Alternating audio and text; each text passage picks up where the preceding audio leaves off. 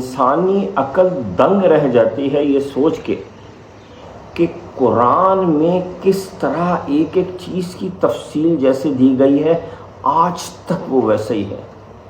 مثال کے طور پہ سورہ الحشر کی یہ آیت نمبر 16 دیکھیے، اس کا ترجمہ ہے، یہ سب مل کر بھی تم سے نہ لڑیں گے مگر قلعہ بند شہروں میں۔ قلعہ بند شہر ہوتے ہیں کنٹونمنٹ کے area, army bases, command centres, جہاں سے وہ ڈرونز اڑاتے ہیں، ریڈارز لگے ہوتے ہیں، یا دیواروں کے پیچھے سے، یہ دیواروں کے پیچھے سے کہ بھئی کسی جگہ میں بند ہو کے بڑی اپنے آپ کو بچا کر، یہ ہوتے ہیں ایئر پلینز، ٹینکس۔ اب یہ تو ہو گیا اس کا ایک پارٹ، آپ دیکھ لیجئے بالکل آپ کے سامنے ہے 100%۔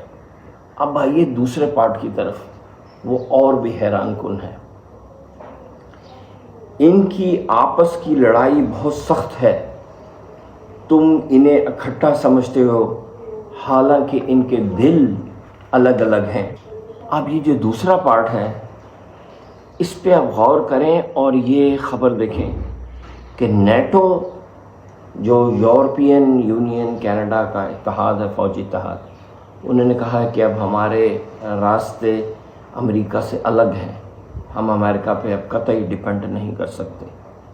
آگے چلیں، یہ جو فلسطین کے خلاف اکٹھے ہوئے تھے ڈونلڈ ٹرمپ اور ایلن مسک، یہ دیکھیں ان میں کیسا زبردست جھگڑا پڑا۔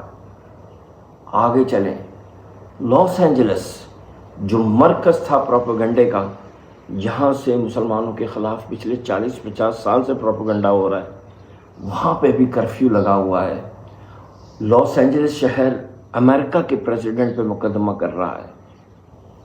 ایگزیکٹلی سب ویسے ہی ہو رہا ہے جیسے قرآن میں کہا گیا ہے۔